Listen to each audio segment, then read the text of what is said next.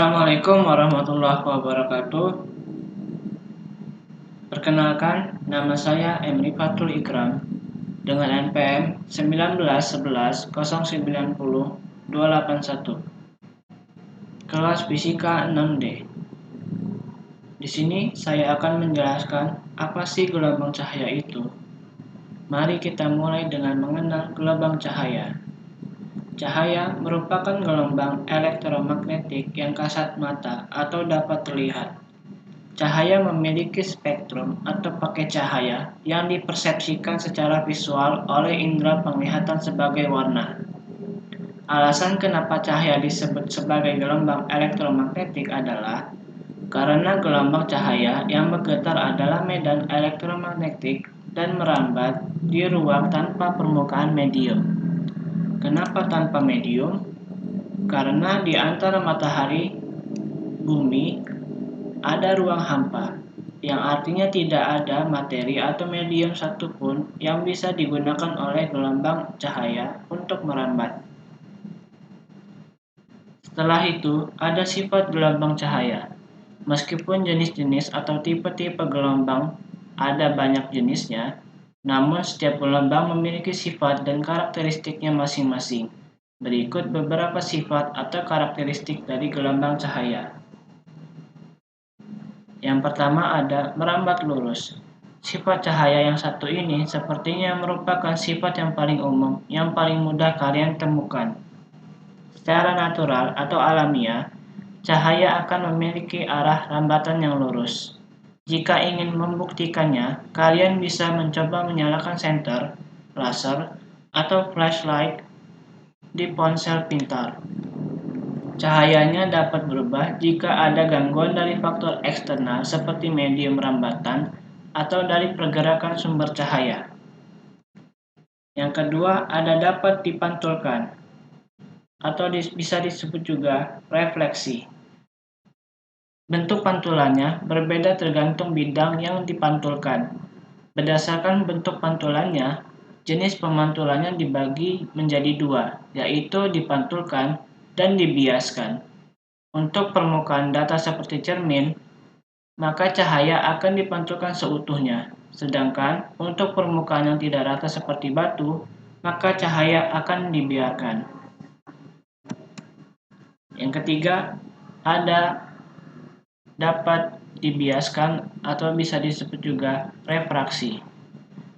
Refraksi merupakan perubahan arah cahaya yang datang merambat dari medium ke medium yang lain. Pembiasan terjadi biasanya karena adanya perbedaan indeks bias dan besarnya perubahan arah yang dihasilkan tergantung dengan indeks bias kedua mediumnya. Contoh yang paling sering ditemukan adalah sedotan dalam gelas berisi air yang terlihat seakan-akan patah. Hal ini dikarenakan udara dan air memiliki indeks bias yang berbeda. 4. Dapat diuraikan atau bisa disebut juga dispersi. Dispersi merupakan proses terurainya atau terpisahnya cahaya putih atau cahaya polikromatik menjadi cahaya monokromatik dengan panjang gelombang yang berbeda setelah melewati sebuah medan pembias seperti prisma yang terbuat dari bahan gelas bening atau yang sering kita temui sehabis hujan, yaitu pelangi. Kelima, dapat diserap atau bisa disebut juga absorpsi. Ketika sebuah bahan atau material transparan yang terkena cahaya, maka sebagian energi dari cahaya tersebut akan terdisipasi atau berkurang oleh material atau bahan tersebut menjadi energi panas. Hal ini terjadi secara alami pada mata kita untuk melihat warna di sekitar kita. Yang keenam, dapat disearahkan atau polarisasi. Polarisasi merupakan keadaan di mana intensitas cahaya berkurang dikarenakan sifat cahaya yang secara natural tegak lurus dengan arah perambatannya sehingga cahaya terbatas untuk satu arah bidang.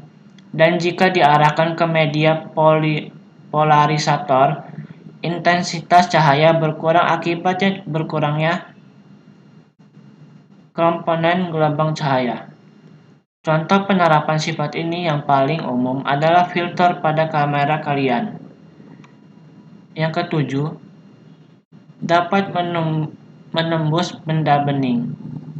Yap, cahaya dapat menembus benda bening. Contoh paling umumnya adalah lampu rumah kalian. Cahaya dapat menembus kaca pada bohlam lampu rumah sehingga bisa menerangi satu ruangan rumah. Setelah itu ada ciri-ciri gelombang cahaya. Sama halnya dengan manusia, gelombang cahaya juga ada ciri-cirinya. Beberapa ciri-ciri gelombang cahaya adalah sebagai berikut. 1. Cahaya termasuk gelombang mekanis karena dapat merambat dalam ruang hampa dan tanpa medium apapun karena merupakan gelombang elektromagnetik. 2. Cahaya merupakan termasuk gelombang transversal karena arah rambatnya tegak lurus dengan arah getarannya. 3. Gelombang cahaya dapat dipantulkan jika mengenai sebuah bidang, baik rata ataupun tidak. 4. Gelombang cahaya dapat diteruskan melalui medium gas, air, ataupun padat.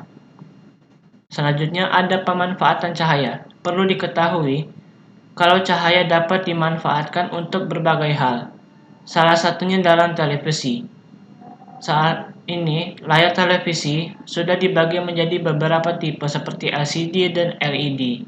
Ukuran untuk televisi pun sudah semakin beragam dan semakin tipis namun dapat menampilkan gambar berkualitas HD ataupun 3D.